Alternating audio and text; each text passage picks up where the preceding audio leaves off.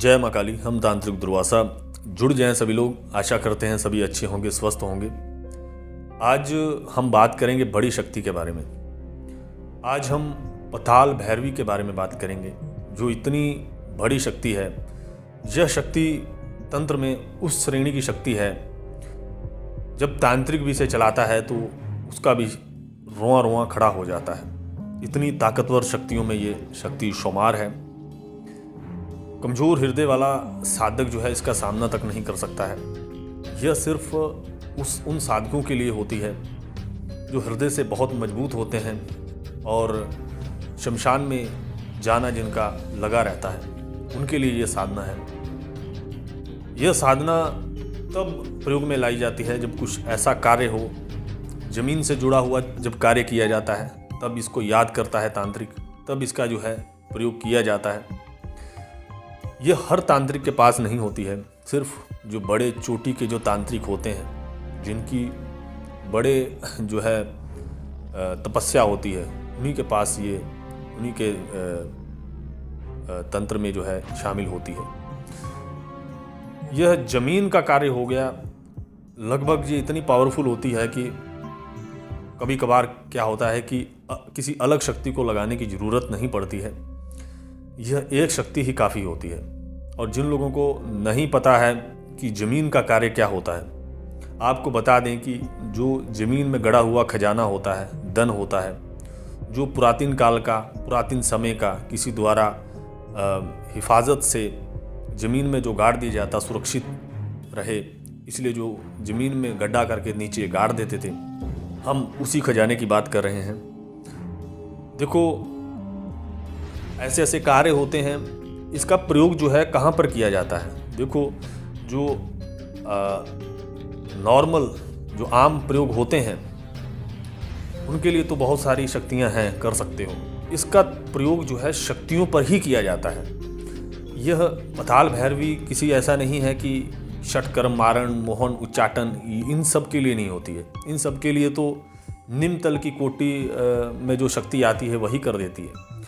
यह शक्ति तांत्रिक इसलिए अपने पास रखता है क्योंकि कुछ शक्तियों पर हुकूमत करने के लिए, कुछ शक्तियों को कंट्रोल करने के लिए, अगर एक साथ बहुत सारी पावरफुल शक्तियां भी इकट्ठी हो जाएं और तांत्रिक पताल भैरवी का आवाहन कर ले, तो वह शक्तियां बिल्कुल भी वहाँ से हिलेंगी नहीं। इस क्षेत्र में जो है यही समझा जाता है कि शायद तांत्रिक जो शक्ति प्राप्त करता है, शायद इस दुनिया में करने के लिए या किसी के ऊपर चलाने के लिए, ऐसा नहीं होता है। तंत्र विद्या को आगे बढ़ाने के लिए इन सब शक्तियों का प्रयोग होता है। जैसे जिन जिन्नात वगैरह ये बहुत अच्छे से बांध लेती है, जहाँ कहीं भी अगर जिन जिन्नात का बसेरा है तो ये शक्ति यूं ही खींच लाएगी इसको, इतनी पावर में होती है। और इसको करने के लिए काफ़ी खर्चा और मेहनत लगती है और तरह तरह का सामान इसमें दिया जाता है। थोड़ा इसमें बलि का भी जो है प्रयोग किया जाता है, इसको आवाहन करने के लिए, इसको बुलाने के लिए ओंकारती हुई आती है। तो इतना भयावह अब कई बार अपना रूप लेके आती है कि साधक कई बार खुद समझ नहीं पाता कि ये माँ पताल भैरवी ही आई है या कोई और शक्ति प्रकट हो गई है। मतलब कि इतना भयावह होता है इसका। यानी कि जिस समय आप ये साधना को कर रहे होते हैं, उसके आसपास में जो ज़मीन है वो तक जो है कांपने लग जाती है। तो जब कंपन उठता है ज़मीन में, तो स्वाभाविक सी बात होती है साधक के लिए कि अगर कोई साधक बड़ी शक्ति को पहली बार सिद्ध कर रहा है तो उसे जो है पूरा आभास ऐसे लगता है कि शायद ये उठा के पटक देगी। और इतनी पावर में होती है कि अगर आपका रक्षा घेरा उस समय ना हो तो आपका कुछ भी वहाँ पर नहीं मिलेगा। यानी कि शमशान, वह जो आखिरी स्थान आप जिंदा होंगे, जीवित होंगे, वो शायद शमशान ही होगा। तो इतनी खतरनाक ये विद्या है। तो ये उन साधकों के लिए जो शक्तियों को कंट्रोल करना जानते हैं या किसी शक्ति को बहुत अलग तरीके से चलाना है। जैसे मान लो कोई आपने प्रयोग करना है लेकिन बहुत ही अलग तरीके से करना है, यानी कि किसी खास तरीके से करना है और उसमें लगेंगी तकरीबन काफ़ी शक्तियाँ। मान लो आपने अलग अलग श्रेणी की 9-10 शक्तियाँ एक साथ इकट्ठी की हैं किसी बड़ी तंत्र में, किसी बड़े कार्य के लिए, तो वहाँ साथ में अगर इसको लगा दिया जाता है तो वह शक्तियाँ पूरे कंट्रोल में होती हैं और एक सीधे सटीक में चलती हैं। यानी कि इनको, इस शक्ति को उन शक्तियों का लीडर बना दिया जाता है। तो ये थोड़ा ऊपर स्तर की बातें हैं। तो बहुत रोमांच भरी दुनिया है तंत्र की, बहुत ही निराली है। तो इसलिए जो है इन शक्तियों का अगर उल्लेख ना हो तो शायद इन शक्तियों के बिना तंत्र बहुत ही अधूरा है, क्योंकि जब तंत्र थोड़ा आगे बढ़ता है तो इन शक्तियों का प्रवेश होता है।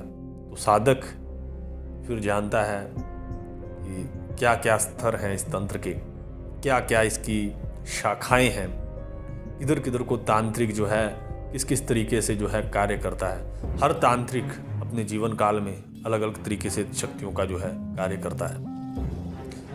तो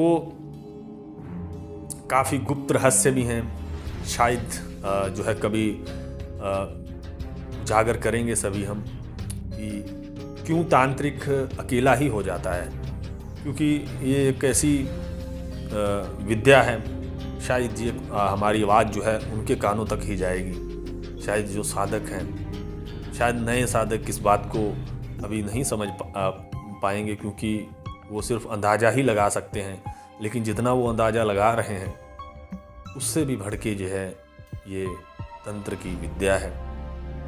तो जो हमारे साधक हैं, जिन्होंने हमारे द्वारा शमशान में क्रियाएं कर चुके हैं या इन्होंने 3 से 4 कम से कम भी साधनाएं की हुई हैं, वो इसके लिए आगे आ सकते हैं। क्योंकि तब बात हुई थी पहले कि हम जो है थोड़ा समय आने पर इसको करवाएंगे।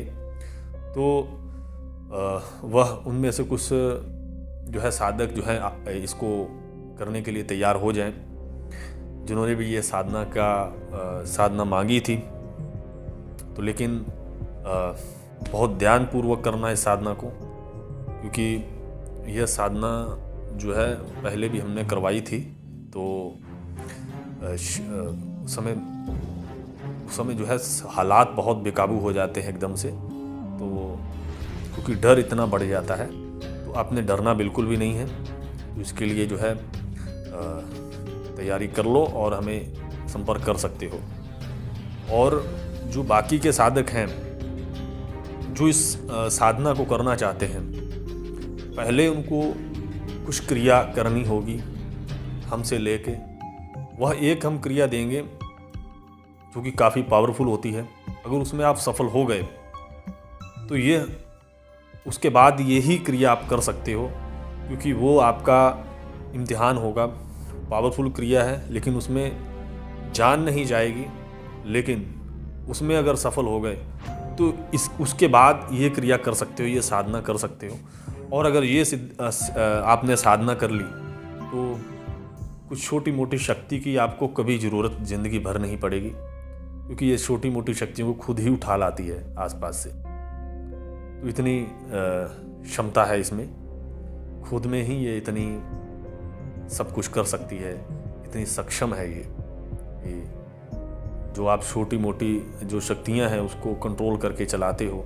ये अकेली पूरे के पूरे जितनी भी लगभग आपकी जो साधक हैं जिन्होंने की हुई साधनाएं, निम्न दल की जितनी भी शक्तियां हैं सामने बुला कर खड़ा कर दो और इसको बाद में बुलाओ, और कोई भी कार्य जो है बड़े से बड़ा कार्य आप जो है करवा सकते हैं। लेकिन जो तभी करना है, इसको बुलाना है जो बहुत बड़ा कार्य हो, तभी जो है मज़ा आएगा। इसको करने में बहुत तीव्रतापूर्वक काम होता है। तो मिलते हैं इसी के साथ में अन्य वीडियो में। तब तक के लिए नमस्कार। जय मां काली।